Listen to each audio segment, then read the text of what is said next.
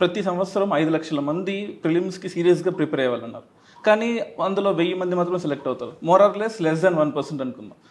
2 years పడుతుంది ఒక service clear చేయడానికి, అంటే 720 days అనుకుందాం.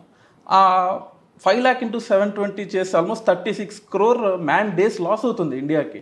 సో ఒక గవర్నమెంట్ జాబ్ సంపాదించాలని లేదా ఒక ఐఏఎస్ లాగా అవ్వాలని ఒక ఇన్ని కోట్ల మ్యాన్ డేస్ వేస్ట్ అవుతుంది సార్ ఇంట్లో. దీన్ని మనం ఎలా సాల్వ్ మనం ఏంటంటే ఒక ఫ్యూడల్ సమాజంలో ఉన్నాం. మధ్యయుగాల్లో ఒక మొఘల్ కాలంలో మన్సబ్దారీ సిస్టమ్ అనేవాడు.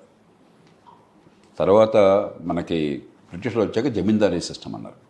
అంటే ఉద్యోగం అంటే మన మనసుల్లో కాలు మీద కాలేసిన ఒక జమీందారు లాగా, ఒక మన్సబ్దార్ లాగా, ఒక కలెక్టర్ దొరగారు లాగా, ఆ పేరు కూడా దొరే, అది ఉద్యోగం అనుకునే భావం మనకు కలిగజేసాం. ఆ పదవుల్లో ఉంటే దానికి బోడంత గ్లామరు, బోడంత కీర్తి, బోడంత పలుకుబడి, బోళ్ళంత అధికారాన్ని దుర్వినియోగం చేయొచ్చు, అహంకారం ప్రదర్శించవచ్చు, ఆమ్యామ్యాలు తినవచ్చు.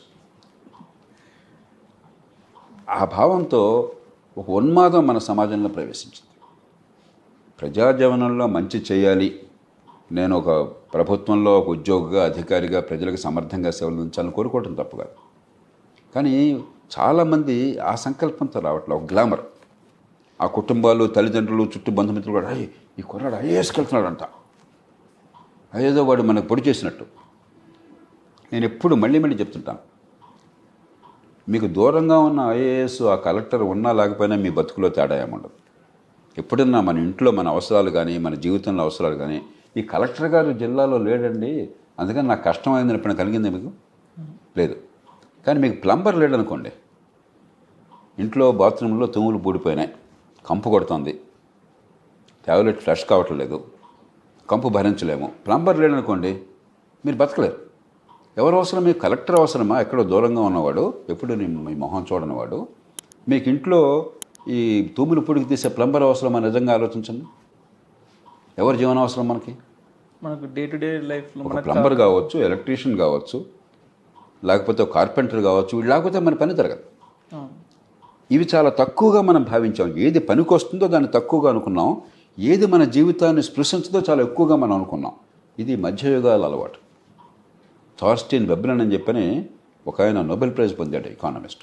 చాలా కాలం క్రితం ఆయన ఒక పుస్తకం రాశాడు, the theory of leisure class అని చెప్పని. మధ్యయుగాల్లో రాజులు, లేకపోతే సామంత రాజులు, లేకపోతే భూస్వాములు, పెద్ద పెద్ద ధనికులు, వాళ్ళందరూ కూడా ఏంటంటే సమాజానికి పనికొచ్చేది చాలా చిన్న చూపు, పనికిరాంది చాలా గొప్పది. ప్రజల జీవితాలకు పనికిరాంది చాలా గొప్పది, ప్రజలకి జీవితావసరాలను తీర్చేది చాలా చిన్న చూపు. ఒక రైతు ధాన్యం పండించాడు, లేకపోతే కూరగాయలు పండించాడు, పళ్ళు పండించాడు, మనకి ఇచ్చాడు, చాలా తక్కువ వృత్తి. అలాగే ఒక వడ్రంగి నాగళ్ళు తయారు చేశాడు, లేకపోతే ఇంట్లో మీకు సామాగ్రి తయారు చేశాడు, చాలా తక్కువ వృత్తి. ఒక మేసన్ మీకు గోడలు కట్టాడు, గోడలు ఇటుకలు పేర్చాడు, ఇళ్ళు నిర్మాణం చేశాడు, చాలా తక్కువ వృత్తి. ఒక ప్లంబర్ అయితే మరీ తక్కువ, మురికి పని కదా అది. మరి ప్లంబింగ్ సిస్టమ్ బాగా చేశాడు, మురుగునీటి పారుదల ఉండేట్టు చేశాడు, చాలా తక్కువ వృత్తి, నీచ వృత్తి మన దృష్టిలో. మనకి ఏది పనికిరాని చేసేవాడు చాలా గొప్ప వృత్తి. ఇవన్నీ కూడా ఏంటంటే మధ్యయుగాల భావాలు. మన దేశంలో నాకు ప్రపంచం అంతా ఉండింది మధ్యయుగాల భావనలు. వాళ్ళు ఏం చేశారు? ఆధునికీకరణలో భాగంగా ఆ చెత్త అంతా వదిలేశారు. నాకు నీ పని వల్ల ఏం ప్రయోజనం చేకూరుతుంది, దాన్ని బట్టి విలువ ఇవ్వటం మొదలెట్టారు. మన దేశంలో ఇంకా అది ఇప్పుడు వస్తుంది. పట్టణ ప్రాంతాల్లో కొంచెం ఇప్పుడు అర్థం చేసుకుంటున్నాం. ఆ ప్లంబర్ లేకపోతే మనకు బతుకుంటుంది, ఎలక్ట్రిక్, అందుకనే మనం బతుకునేది పని చేయించుకుంటున్నాం. మంచి ప్లంబర్ ఉంటే, మంచి ఎలక్ట్రీషియన్ ఉంటే. నాకు ప్లంబర్ పాండ్యాన్ అన్నాడు. నేను పాండ్యాన్ చాలా ప్రేమగా మాట్లాడుతాను, ఎందుకంటే ప్రేమగా మాట్లాడడం అభిమానం ఉండటమే కాకుండా నేను గట్టిగా దురుసుగా మాట్లాడితే రేపు నా మంచి సేవ అందదు.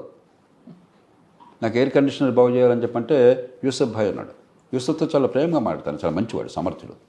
ఎందుకంటే వాడి విలువ ఇప్పుడు క్రమక్రమం కొద్దిగా అర్థమవుతుంది. కొంచెం ఇంగిత జ్ఞానం ఉన్న వాళ్ళకి కనీసం ఇది నిజమైన జీవితం, నాకు జీవితంలో నా పని కావాలని చెప్పంటే వాళ్ళని గౌరవించుకోవాలి, వాళ్ళకి మంచి ఆదాయం రావాలి, వాళ్ళకి నైపుణ్యం వచ్చి నాకు పని బాగా జరగాలి, వాళ్ళకి ఆదాయం పెరిగి వాళ్ళు గౌరవప్రదంగా బతకాలి, రెండు ఉండాలి. ఆ వృత్తికి గౌరవం అనేవాళ్ళు. ఇది ఆధునికీకరణలో భాగం. అది ఇంకా ఈ దేశంలో రాలి. అందుకని చెప్పనే తహసీల్దార్ అంటే చాలా గొప్పవాడు, ఒక ఇన్స్పెక్టర్ అంటే చాలా గొప్పవాడు. కన్యాశుల్కంలో కానిస్టేబుల్, హెడ్ కానిస్టేబుల్ అంటే చాలా గొప్పవాడు.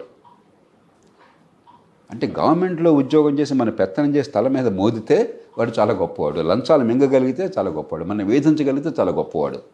మనకు నిజంగా పనిచేసేవాడు పనికిరాని వాడు అని చెప్పిన భావం ఇంకా పోలా. ఇది ఆధునికీకరణగా జరగలేదన్న ఉదాహరణ.